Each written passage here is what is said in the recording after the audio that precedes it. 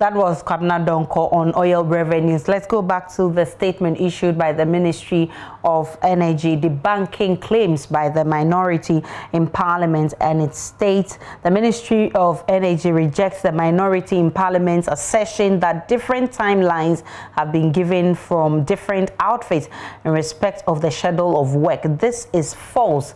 It is important to note the following. It states a number of reasons why we're going back to darkness, and it states the project at Pokwasi, the Pokwasi bulk supply point. It states the Kaswa bulk supply point. It states Tema to Achimota line rehabilitation. It states AFD loan and project. And it says government appreciates the patience of affected Ghanaians and respectfully craves their forbearance as these necessary works are undertaken in order to achieve their objective. Now, joining me via Zoom is Executive Director of ASEP, Ben Boakye, for more. We'll also be joined by Edward Bawa, who is a member of the Energy Committee in Parliament and a minority member of Parliament for Bongo. Mr. Boakye, I'm grateful for your time. Does the statement settle or better gives you a better understanding of the situation?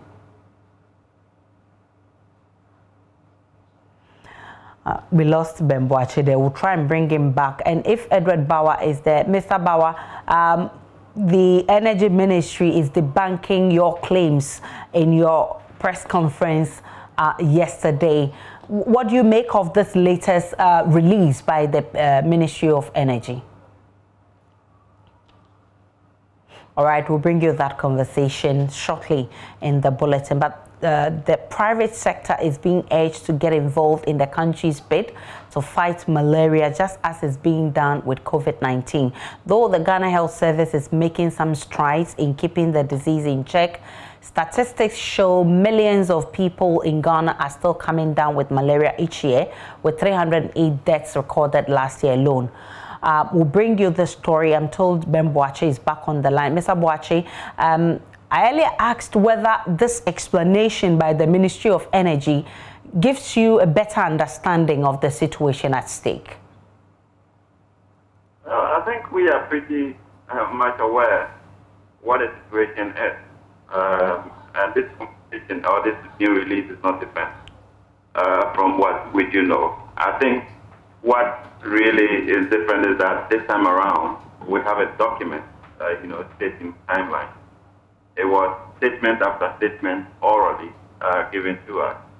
And now that it is stated on paper, it clarifies some of the timelines for the projects that are, of course, supposed to come on stream, to ease the power challenges that we do have. But the reality still remains that there are load shedding, pockets of load shedding going on because the grid today cannot transmit the needed demand, and therefore areas will be turned off, during the peak hours, and that we are told we have to endure until the critical infrastructure has been completed. But it also, comes back to the same point about what we do beyond the Pokwasi, the Tema, Malam, transmission line, and the rest of it. There are, huge challenges across the country. The trips are happening.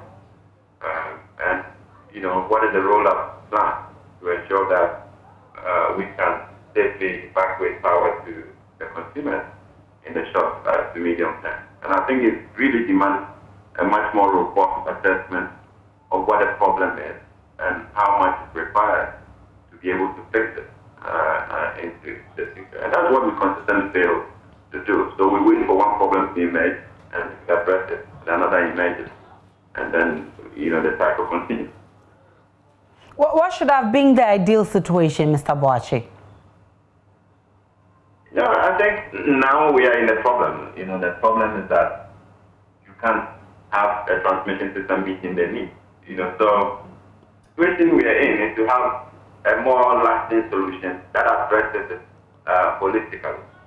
Look at the national infrastructure, the grid, to see how do we consistently invest to address the problem. And the problem has been investment, and that has been defined by the power sector since 2014, that we need to maintain a certain level of investment year on year across the value chain, which we have failed to do over the years. So the conversation now should be, how do we do that? How do we have a system that, is able to raise the revenue from the distribution end to be able to pay the value chain, to make it much more sustainable? As we speak, the debt accumulation is still ongoing. So no matter how much money you throw at the sector, it's not enough to be able to solve the problem if we are not cutting the debt accumulation and actually erasing that. So it's a bigger problem than just your free infrastructure that is being developed. At this point, we need to fix the problems in the sector in totality to have a more sustainable sector that doesn't recurrently throw up some of these load sheds. I'm grateful for your time. Ben Boakye, Executive Director of ACEP. I must say that all efforts to get the Ministry of Energy to speak more to this statement has proved futile, but we'll be monitoring with keen interest to bring our viewers updates on these timelines.